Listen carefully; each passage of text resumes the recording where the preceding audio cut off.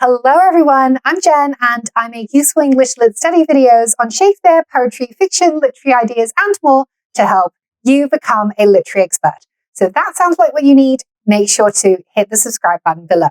So in today's video, we are doing a deep dive into the character of the commander in Margaret Atwood's novel, The Handmaid's Tale.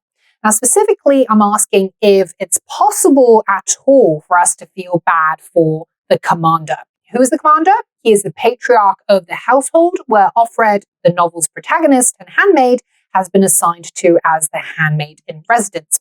Since Offred's primary task is to bear children for the commander and his wife Serena Joy, the most important part of Offred's job is to have sex with him every month during her ovulation, with the wife looking on in this bizarre ritualistic threesome, which is all a reproductive routine called the ceremony. Naturally then, a man like the commander isn't really positioned at the outset to be the most appealing character, especially not to female readers with even the slightest feministic instincts, like myself. But if you're a regular at this channel, you will know that we believe one of the best things literature offers us is the opportunity to understand and empathize with different human experiences, personalities, and backgrounds. After all, if characters as ghastly as Frankenstein's monster, as manipulative as Iago and Othello, and as narcissistic as Tom Buchanan in The Great Gatsby could deserve our empathy, then it should be possible for us to see the commander in Handmaid from an empathetic angle as well, despite his cruelty towards both his wife and Offred. Now, a lot of students I've spoken to about the novel think that the commander is an evil and disgusting character. And while it's of course fair to categorize him as the villain or antagonist of the book, simply slapping on a label of moral judgment onto this character is not a sophisticated approach to literary interpretation, because it risks taking too reductive an approach to understanding characters and also doesn't help us develop our empathy and emotional intelligence, which are key skills in our world today.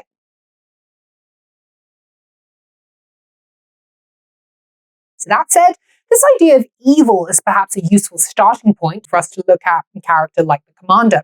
Now, I recently read a book called The Lucifer Effect by Philip Zimbardo, in which the professor, who's the author, conducts a psychological experiment to understand the extent to which good people could be made to do bad things given the right set of incentives. And for those of you who are aware of the study, it's actually called the Stanford Prison Experiment, which is very famous in the field of psychology. Now, broadly speaking, Zimbardo's conclusion is that people are often motivated to do evil less by their inherent disposition or personality, but more by the situational setup and systemic conditions which enable or sometimes even compel and incentivize evil behavior. In philosophical terms, it's a somewhat more Rossian than Hobbesian view, as Rousseau argued that man is innately good but made to do bad things by social circumstances, while Hobbes believed that man is by nature cruel and selfish, which means that punitive constraints on behavior are often necessary. Now, if you're interested in this, you can look up Rousseau's Social Contract and Hobbes' Leviathan, links to which description below. And I'd argue that this is a perspective we can apply to understanding the commander's character. Now, the commander may hold a nominal title and position of power as part of the patriarchal ruling class at the top of Gilead's social hierarchy, but just like the handmaids, wives, econo-wives, and aunts, he is simply a cog in the grand Gileadian project of eugenistic reproduction, his value being none other than his biological status as a man and also as a willing enabler of a dystopian, inhumane social contract, driven largely by self-protective instincts. But why might he also deserve our pity? Now, throughout the novel, we see from the commander's requests for Offred to play Scrabble with him, to kiss him tenderly, to dress up and go out with him to the Jezebel nightclub, that he is, at his core, a rather pitiful man who craves his own form of liberation from the state, which may not be the kind of physical, literal escape that handmaids like Moira and Offred seek, but it's an emotional and intellectual escape from the deadening numbness of his contractual marriage to Serena Joy and his utilitarian existence as one of many people who live in Gilead. And by the end of the novel, we'll see that the commander is perhaps the most powerless character of all, because Offred's departure reinforces for him a painful fact. For as long as he remains a member of the Gileadian ruling class, he will never attain true lasting escape, physical, existential, emotional, spiritual, what have you. So in the rest of this video, I'll be illustrating why I think the commander is actually a character to be understood, maybe even sympathized, by analyzing two specific moments in the novel. So sit tight and let's dive straight into the analysis.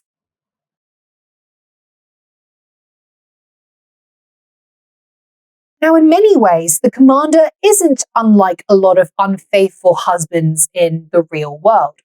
Often, these men are bored in their marriages, feel like their wives don't understand them, and are desperate or self-entitled enough to start looking for distractions in the form of new, usually younger women. The psychological concept behind this is unmet needs, and depending on what needs one has, the extent to which they want them fulfilled, and the internal moral compass they have, a married man will decide whether or not they will cheat. And often it's not really about the sex, or at least sex is secondary to other more emotional and mental forms of intimacy these men crave, which are validation, connection, and stimulation. Indeed, in Handmaid, Atwood dramatizes this notion of sex being the least of the drivers for infidelity by legitimizing extramarital sex as actually part of the marital contract. Each commander and his wife must recruit a handmaid with whom they have to have sex with every month so that the handmaid can produce a child for them, the couple.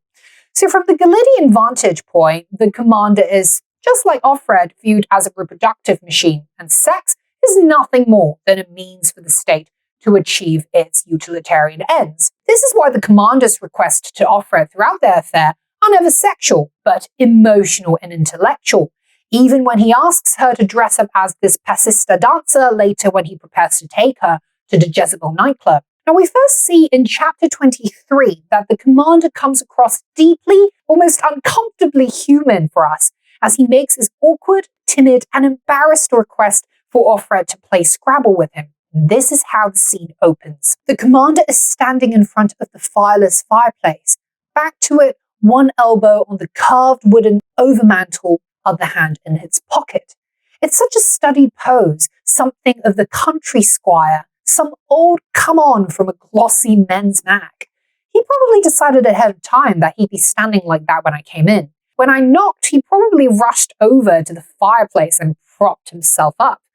He should have a black patch over one eye, a cravat with horseshoes on it.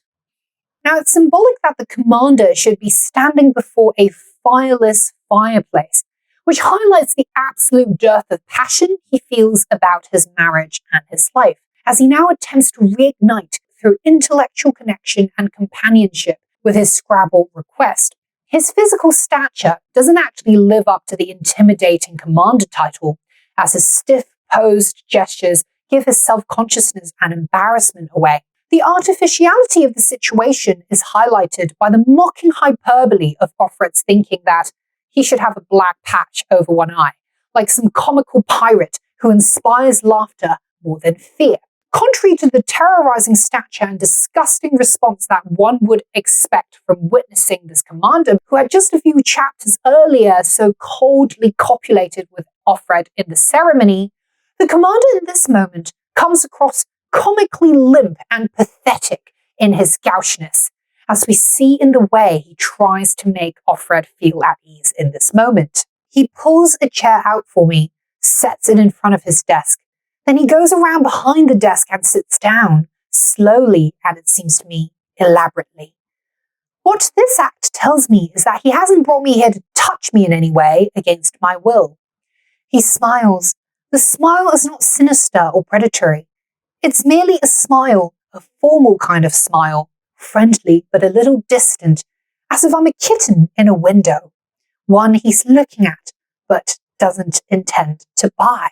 Now, the tremendous irony of all this is that while the commander has been so physically close to Offred during the ceremonies, outside of that ghastly sexual ritual, he doesn't behave like a moral monster at all, but instead comes across like a common person who considers himself as, in his own words in chapter 29, just an ordinary kind of guy.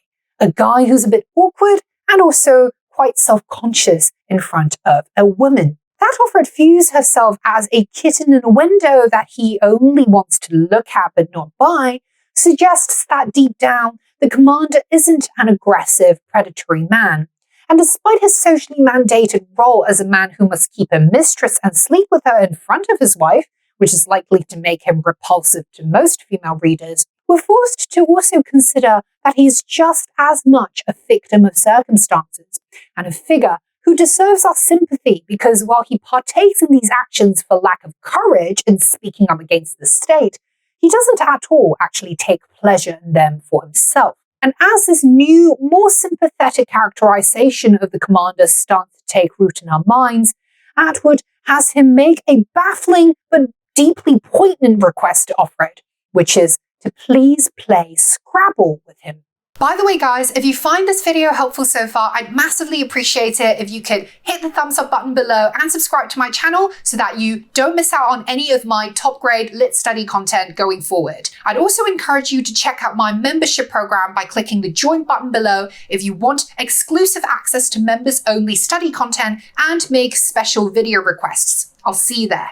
You must find this strange, he says. He says, I would like, he says, this all sounds silly. And he does look embarrassed. Sheepish was the word, the way men used to look once. I'd like you to play a game of Scrabble with me, he says. Now, it's a request that the commander feels deeply self-conscious about, because it doesn't at all square with the socially prescribed persona for a commander figure. Indeed, the sense of shame about showing one's less masculine side of self and yet harboring a strong desire to share it with a private, intimate confidant is something we see all too common among many men in our world. From Offred's vantage, the commanders ask for her to play what's to us the most pedestrian game is as if he's offered me drugs, which highlights that the taboo and thrill of infidelity often stems not from the act of sex, but from the very experience of one transgressing boundaries and rebelling against rules. Perhaps one of the more perplexing points about Offred is the complex, often contradictory feelings she has for the commander. On the one hand, she despises him for subjecting her and his wife Serena Joy to the monthly humiliation of the ceremony. But in these moments when he asks her to play Scrabble with him, to kiss him tenderly, to show his ordinary human side, she cannot help but feel a deep sense of pity, sadness, and even a mix of maternal and romantic love towards this otherwise horrendous and intimidating man. So it begs a central question that would have passed the minds of one too many women who've been involved in extramarital affairs, either as the wife or the mistress, willingly or unwillingly, what have you. And that is, how is it possible for one to feel compassion and love towards a man who has inflicted such hurt and pain onto ourselves and another? Why do wives continue to love their husbands despite knowing that they're these pathological philanderers? Why do mistresses stay in affairs with married men despite knowing that they're just a convenient distraction and will always be denied true respect? So in the world of love and relationships then, the complexity is such that there is often really no good or evil victim or perpetrator, only how much of the human one can take from the other.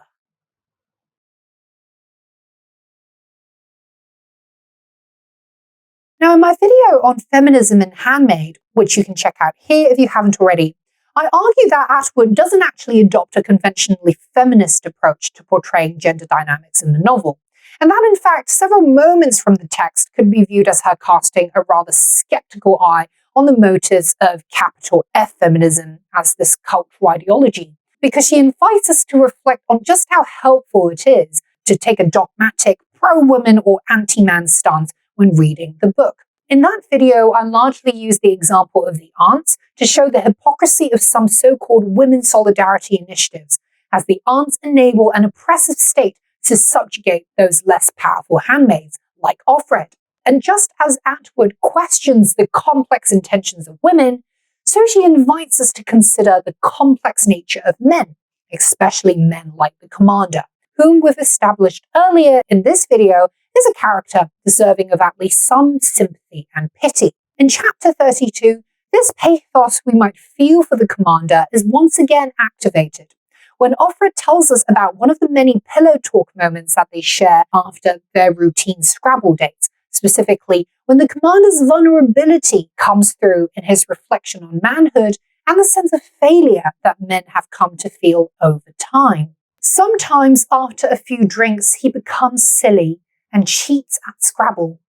He encourages me to do it too, and we take extra letters and make words with them that don't exist, words like smirt and krupp, giggling over them. Sometimes after the games, he sits on the floor beside my chair, holding my hand. His head is a little below mine, so that when he looks up at me, it's at a juvenile angle. It must amuse him, this fake subservience. Now, the commander, like so many men in power who feel pressured to present a facade of strength and authority to the outer world, craves in his deepest being the freedom to be nothing more than a silly child, a mischievous boy who can cheat at Scrabble and be condoned for it out of nothing more than a maternal sort of unconditional love. Read in a Freudian light, the euphemistic spatial diction of his head a little below mine when he looks up at me, it's at a juvenile angle, suggests the commander's subconscious desire for an infantile regression, where for a moment the role play between himself and Offred is that of a mother and son, a make-believe dynamic wherein his hidden, childish self can be accepted and embraced, and where the social mask of a stoic strongman can melt off without fear of judgment, even for a moment. This makes the sentence that immediately follows the moment all the more ironic. He's way up there, says Offred. He's at the top, and I mean the very top. At such times, it's hard to imagine it. They say being at the top can be a lonely affair, which is a psychology that the commander certainly seems to reflect and embody here. His seeking out Offred for these secret moments of emotional tenderness and intellectual connection could be seen as a coping mechanism for him to manage this sharp dissonance between his private and public personas. And yet it is only ever an outlet for distraction from his fundamental cowardice, the cowardice of not addressing this gap by giving up his commander role altogether and breaking away from Galilean society, which is what Offred eventually does for herself as she courageously pursues her personal desires with Nick at the expense of risking her handmaid role and exile from Gilead. Offred, as a character with an extraordinary capacity for empathy, entertains the commander precisely because she recognizes the lonely, helpless inner child in him, which is a shadow alter ego that she sees mirrored in herself, too. Occasionally, I try to put myself in his position. I do this as a tactic to guess in advance how he may be moved to behave towards me. It's difficult for me to believe I have power over him of any sort, but I do, although it's of an equivocal kind. Once in a while, I think I can see myself, though blurrily, as he may see me. There are things he wants to prove to me, gifts he wants to bestow, services he wants to render, tendernesses he wants to inspire.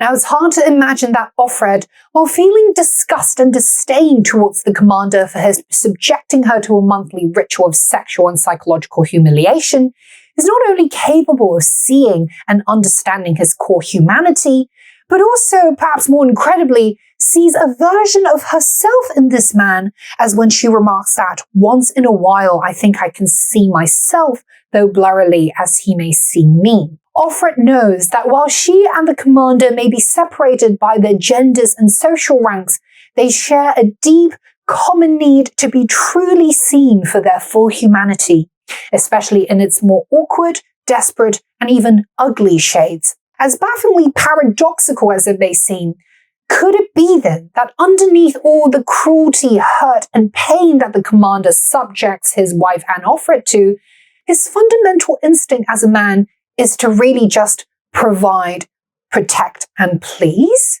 Sometimes he becomes querulous, at other times philosophical, or he wishes to explain things, justify himself, as last night. The problem wasn't only with the women, he says. The main problem was with the men. There was nothing for them anymore. Nothing? I say. But there was nothing for them to do, he says. They could make money, I say, a little nastily. Right now, I'm not afraid of him. It's hard to be afraid of a man who is sitting watching you put on hand lotion. This lack of fear is dangerous. It's not enough, he says. It's too abstract. I mean, there was nothing for them to do with women. What do you mean? I say. What about all the porny corners? It was all over the place. They even had it motorized. I'm not talking about sex, he says. That was part of it. The sex was too easy. Anyone could just buy it. There was nothing to work for, nothing to fight for. We have the stats from that time. You know what they were complaining most about? Inability to feel. Men were turning off on sex even. They were turning off on marriage. Do they feel now? I say. Yes, he says, looking at me. They do. He stands up, comes around the desk to the chair where I'm sitting. He puts his hand on my shoulders from behind. I can't see him. I'd like to know what you think, his voice says from behind me. I don't think a lot, I say lightly. What he wants is intimacy, but I can't give him that. There's hardly any point in my thinking, is there? I say. What I think doesn't matter, which is the only reason he can tell me things.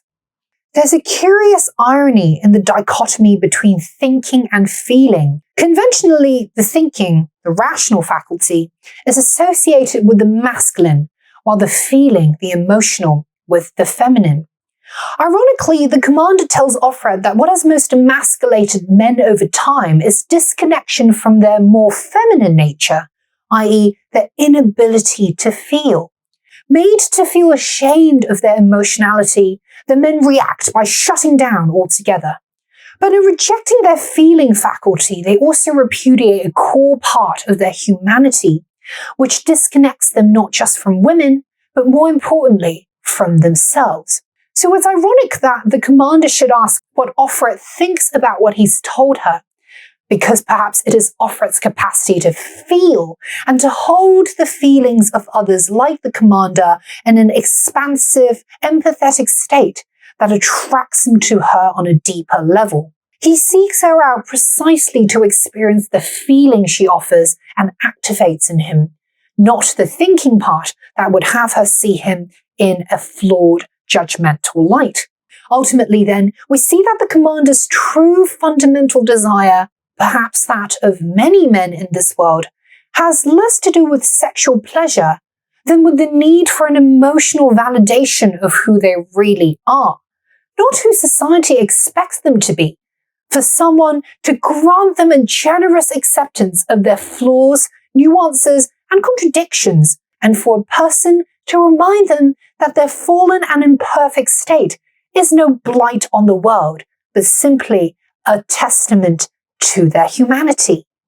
And there you have it, everyone. I hope this gives you a nuanced perspective on the commander, and that my insights into this character have inspired your own ideas and arguments about the core themes and concerns in Atwood's novel.